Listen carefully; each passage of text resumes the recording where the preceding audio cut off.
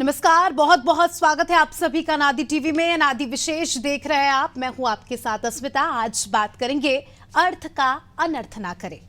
विश्व पृथ्वी दिवस पर पृथ्वी का चिंतन करना बहुत जरूरी है। इस वर्ष विश्व पृथ्वी दिवस की थीम है प्लैनेट बनाम प्लास्टिक, यानी प्लैनेट वर्सेस प्लास्टिक। हमारे ग्रह में प्लास्टिक का जहर है। इसका अर्थ है कि प्रकृति को बचाने के लिए प्लास्टिक से तौबा करें। अभी तक पृथ्वी पर जो प्लास्टिक फैल चुका है वो उसे नष्ट कर रहा है। घर के किचन से लेकर दुकान तक, मैदान से लेकर इंसान के भीतर तक सब जगह प्लास्टिक समाया हुआ है, जो पृथ्वी के पर्यावरण को कहीं ना कहीं नुकसान पहुंचा रहा है। हर दिन 2000 ट्रकों के बराबर प्लास्टिक दुनिया के महासागरों, नदियों और झीलों में फेंक दिया जाता है और इससे कहीं ज्यादा जमीन पर फेंका जा रहा है, जिससे झीलें, नदियां, समुद्र और पृथ्वी प्रदूषित हो रही है। प्लास्टिक प्रदूषण प्राकृतिक प्रक्रियाओं को बदल सकता है। जलवायु परिवर्तन के अनुकूल परिस्थितियां तंत्र की क्षमता को कम कर सकता है, जिससे लाखों लोगों की आजीविका, खाद्य उत्पादन क्षमता और सामाजिक कल्याण पर सीधा असर पड़ सकता है। विश्व पृथ्वी दिवस पर जो चिंतन एयर कंडीशनर में बैठकर हो रहा है वो कहीं ना कहीं इस पृथ्वी के लिए नुकसानदायक है, क्योंकि ओजोन की परत छलनी होने के कारण पृथ्वी का तापमान बढ़ चुका है। इससे बढ़ते तापमान में मौसम का चक्र भी गड़बड़ हो रहा है। मौसम बारिश के कारण फसलें तबाह हो रही है। जब गर्मी चाहिए उस वक्त बारिश हो रही है और जब बारिश चाहिए होती है उस वक्त गर्मी हो रही है। मौसम का ये बदलाव पृथ्वी के प्रति किए हमारे अत्याचार का परिणाम ही है।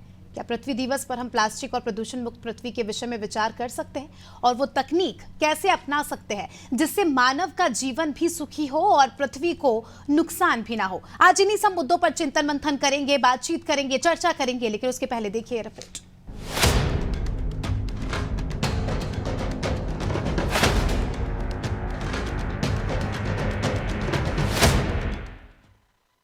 जो हमारी पृथ्वी यानी अर्थ है, उसका अनर्थ यानी बर्बादी ना हो, इसीलिए आज अर्थ डे यानी पृथ्वी दिवस मनाया जा रहा है।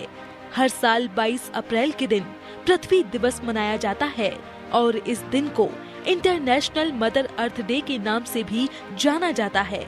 इस दिन को मनाने का मकसद पर्यावरण को होने वाले खतरों के प्रति लोगों को जागरूक करना है और पर्यावरण संरक्षण के लिए लोगों को प्रोत्साहित करना है। भूस्खलन, ग्लोबल वार्मिंग और प्रदूषण के कारण पर्यावरण को अत्यधिक नुकसान पहुंचता है। ऐसे में यदि व्यक्ति अपने स्तर पर भी पर्यावरण संरक्षण को बढ़ावा दे और पर्यावरण को सुरक्षित रखने का प्रण ले, तो हमारी पृथ्वी फलती फूलती रहेगी। इस साल 54वां पृथ्वी दिवस मनाया जा रहा है।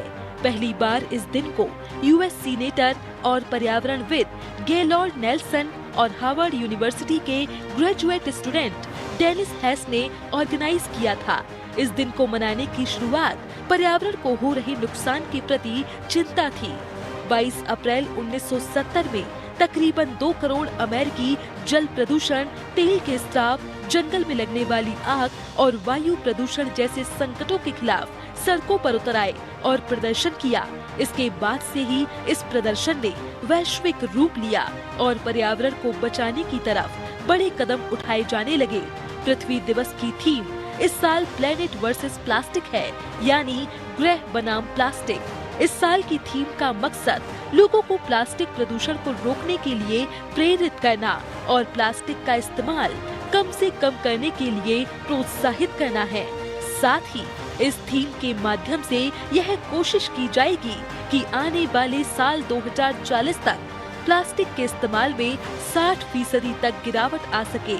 लेकिन ऐसा दिख नहीं रहा है, क्योंकि प्लास्टिक जल थल नभ में ही नहीं बल्कि इंसानी शरीर से लेकर जानवरों के शरीर तक हर जगह समा चुका है और इसका फैलाव बढ़ता ही जा रहा है। दिल्ली में गाजीपुर के कचरे के पहाड़ से लेकर देश के हर बड़े शहर में लगे कचरे के अंबार प्लास्टिक से भरे हुए हैं। ऐसे में प्लास्टिक से मुक्ति एक चुनौती बनती जा रही है।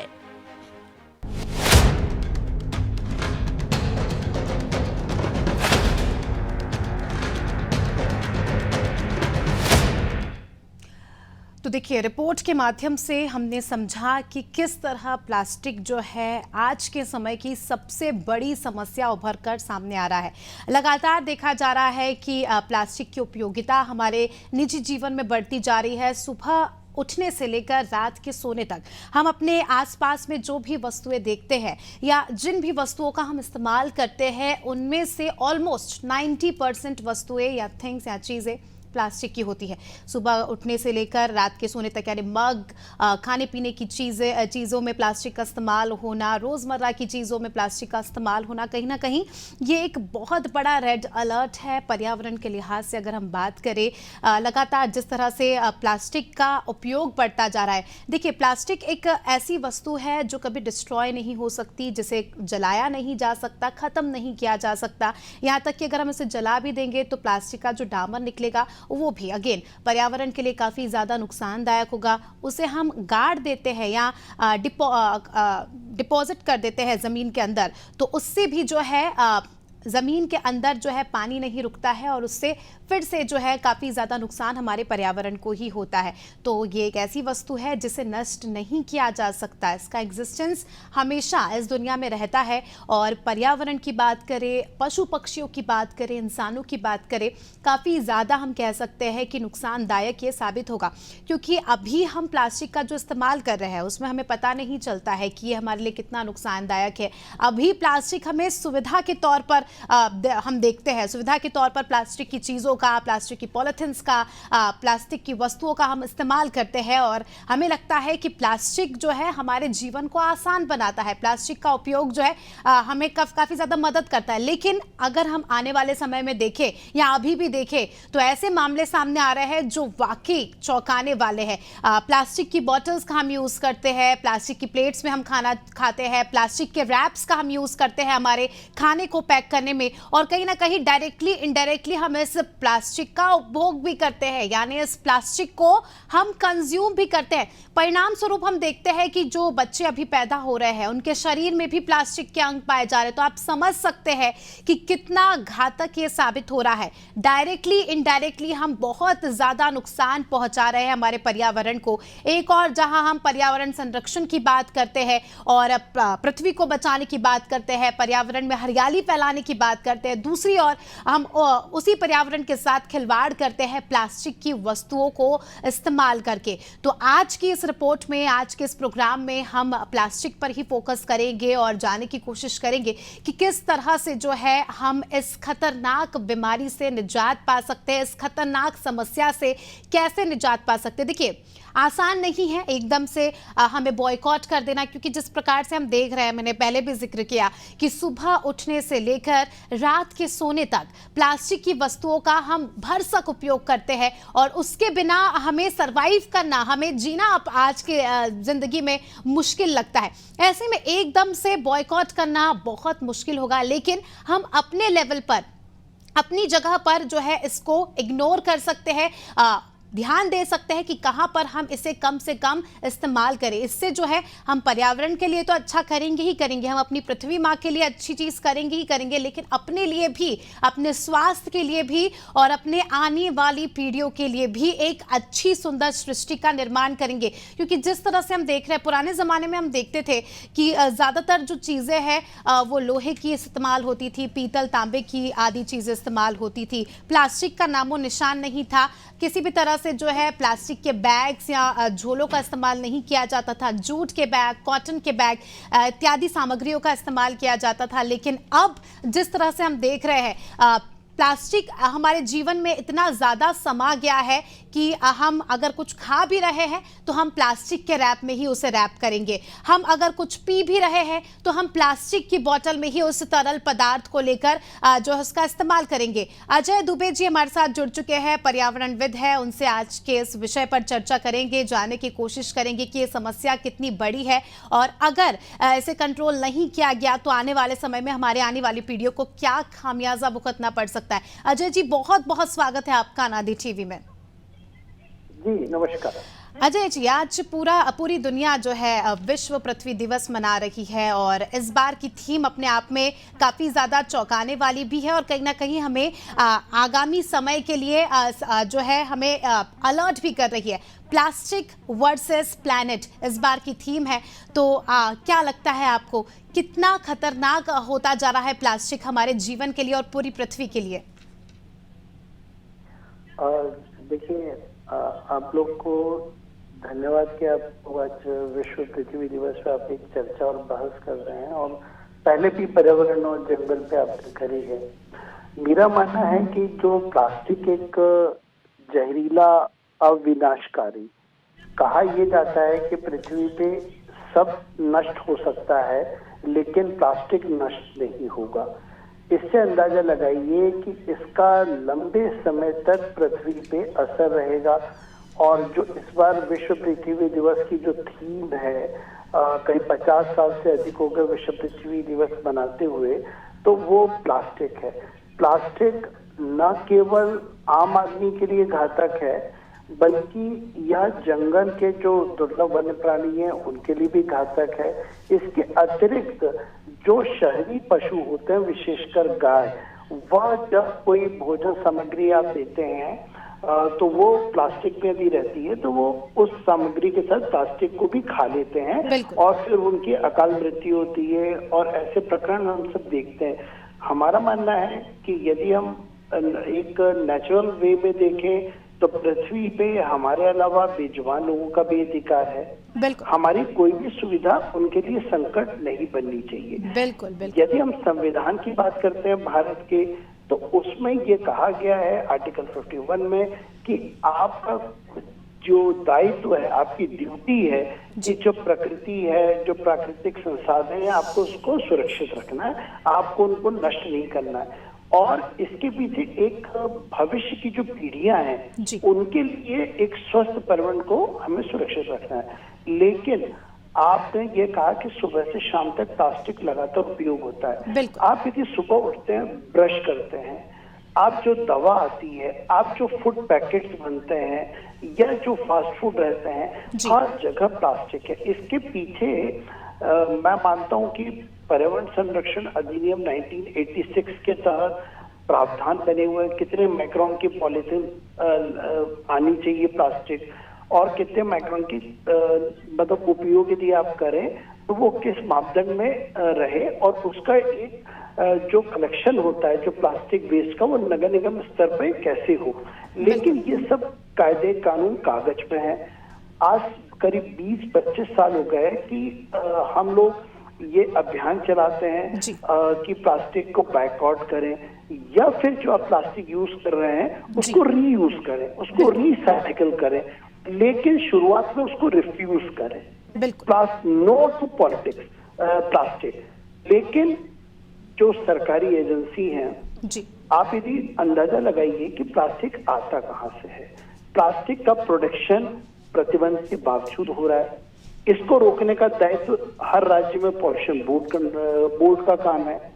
यदि वो अवैध तौर पे निर्माण होता है, उसके बाद उसका ट्रांसपोर्टेशन होता है, ये जिला प्रशासन का काम है कि वह अवैध इस बड़े मात्रा में जो प्लास्टिक है उसको नहीं उसका ट्रांसपोर्टेशन हो, ना उसको हतोत्साहित करना है जो निर्माण करने वाले।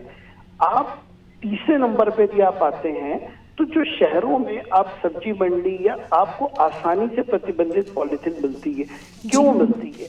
यदि आपको प्रकृति पर्यावरण की चिंता है, नियम कानून की चिंता है, तो मार्केट में जो विक्रय हो रही है उस पर रोकथाम लगे, उस पर जुर्माने हो। और जहां मतलब मार्केट में लोगों के हाथ में आती है वो इतने बड़े पैमाने पे आती है कि आज भी हर नगर निगम के लिए प्लास्टिक के कचरे का प्रबंधन जटिल समस्या है। तो प्रावधान है लेकिन नियत का अभाव है।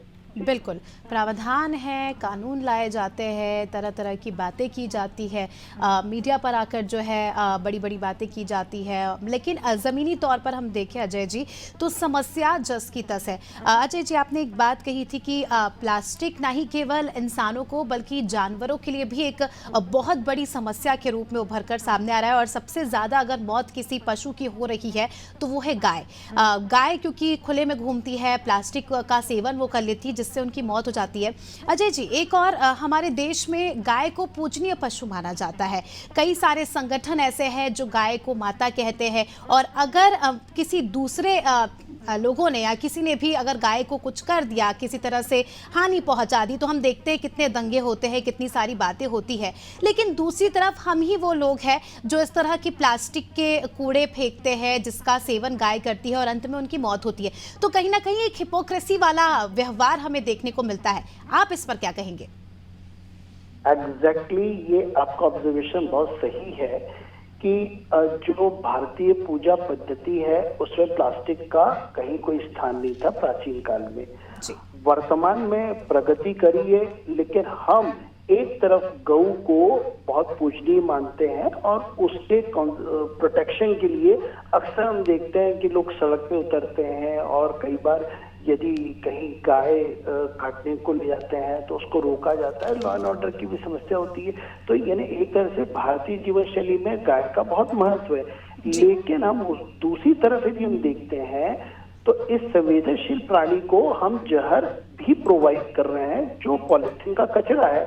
हम मंदिरों में देखते हैं जो प्रसाद चढ़ता है वहां पे इको फ्रेंडली बैग्स जो सरकार कहती है कि सेल्फ हेल्प ग्रुप के जरिए और एनजीओ के जरिए जाए और नागरिकों में बांटे जाए, लेकिन हम ये देखते हैं कि ये केवल दावे रहते हैं और पॉलिथीन जो धार्मिक स्थल पे है वहां पे बहुत बड़ी संख्या में मिलती है पूजा पाठ की सामग्री और प्रसाद की, और वही वहां पे कचरे की तरफ फेंक दी जाती है जो गाय जिसको खा लेती है। आप रहवासी क्षेत्र देखिए, आप यदि किसी भी कॉलोनी में जाइए जो खाली प्लॉट होता है वहां पे आपको प्लास्टिक वेस्ट मिलेगा। अभी भी लोग ये नहीं समझ पाए कि यदि वो प्लास्टिक को 3 R पे चले कि पहला दौर होता है प्लास्टिक को रिफ्यूज करिए।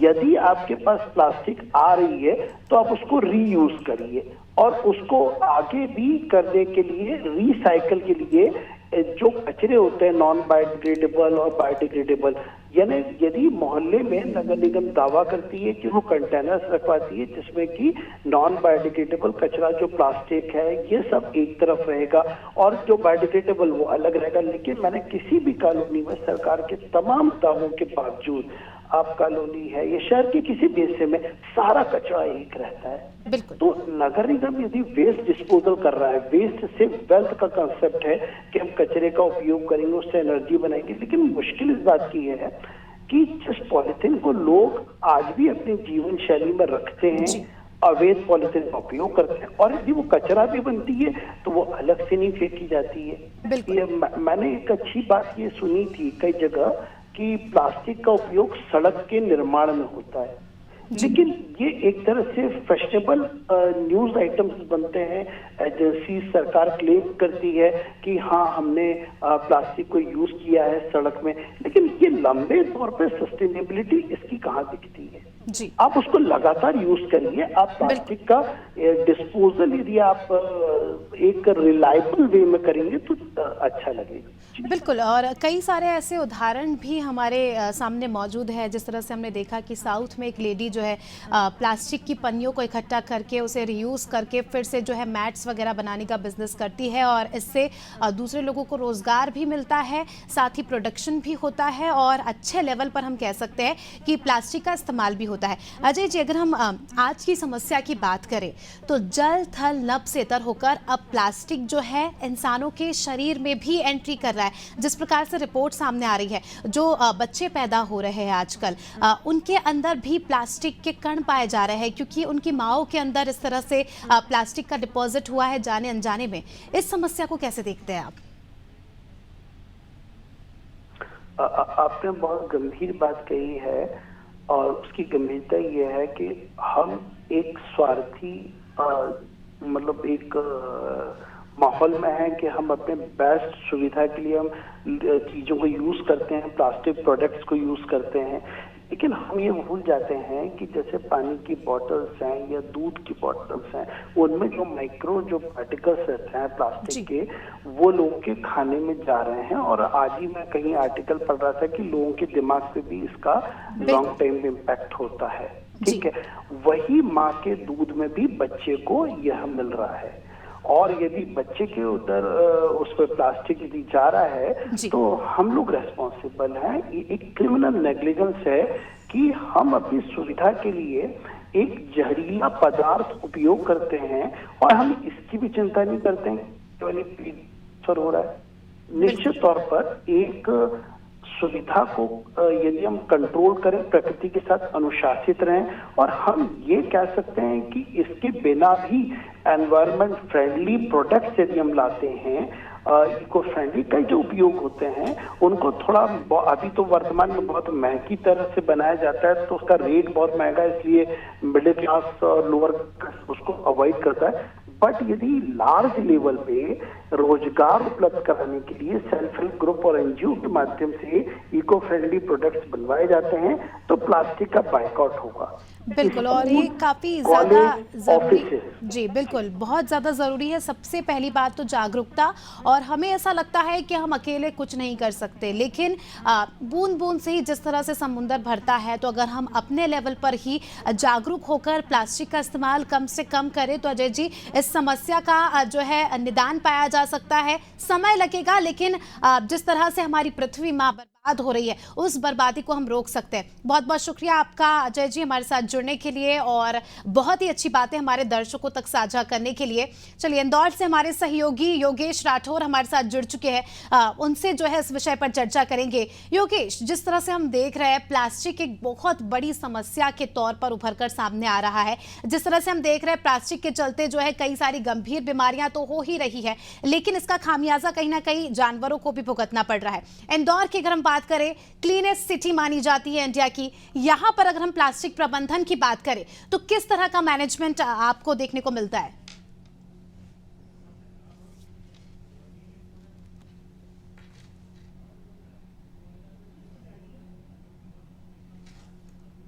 योगेश, आपकी आवाज हम तक नहीं पहुंच पा रही है, आपका शायद माइक, चलिए तकनीकी खामी के चलते उनसे संपर्क नहीं हो पा रहा है। इंदौर सबसे ज्यादा स्वच्छ शहर, लगातार जो है 5 बार, 6ठी बार जो है इंदौर को स्वच्छता के लिए अवार्ड मिला है, और ऐसे में हम जानने की कोशिश करेंगे कि देश का जो सबसे क्लीनेस्ट सिटी है, सबसे स्वच्छ शहर है, वहां पर किस तरह से जो है प्लास्टिक का प्रबंधन होता है, वेस्ट मैनेजमेंट होता है, और वहां की क्या स्थिति है, ये जानने की कोशिश करेंगे। योगेश, क्या आप हमें सुन पा रहे हैं? जी योगेश, अपनी बात कंटिन्यू करें। देखिए, वर्ल्ड मदर अर्थ डे है आज, और इस पर हम जो चर्चा कर रहे हैं ये कई विषय ऐसे हैं जिस पर हमें चर्चा करने की। प्लास्टिक की हम पहले बात करें कि प्लास्टिक के कितना अनुपयोगी हो गया है आज की सामान्य जनजीवन में। इंदौर शहर में जो है टिंचिंग ग्राउंड है, जहां पर इंदौर शहर का जितना भी प्लास्टिक निकलता है उसको रिसाइकल किया जाता है, अलग अलग किया जाता है कचरे से, और कचरे से अलग करने के बाद में उसको रिसाइकल किया जाता है। और इंदौर में ये सबसे अच्छी बात है कि जो कचरे के ढेर हुआ करते थे, जो कचरे की पेटियां हुआ करती थी, शहरों से कचरा तो गायब हो गया, लेकिन कई सारे विषय ऐसे हैं जिनको जो है पृथ्वी के लिहाज से बहुत अनुपयोगी कहा जा सकता है। पहली बात करें, हमने कुछ दिनों पहले भी भूजल स्तर को लेकर गंभीरता से बात करी। हम भूजल स्तर के मामले में हम सिर्फ दोहन कर रहे हैं, पृथ्वी का दोहन कर रहे हैं, लेकिन उसका कैसे उसको हम वापसी दे, कैसे उसका वापस लौटाए, वो उस पर हम चर्चा नहीं करें।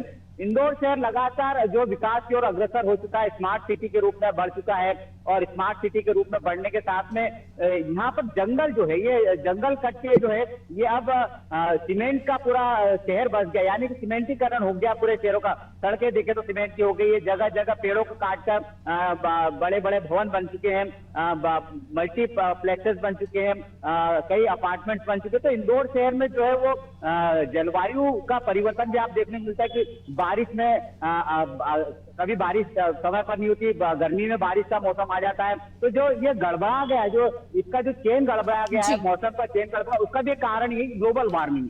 हम आपको बताते हैं प्लास्टिक की आपने बात करी, तो शायद हम आपको जानकारी दे दें कि प्लास्टिक का इस्तेमाल कई लोग अभी भी घरों में करते हैं।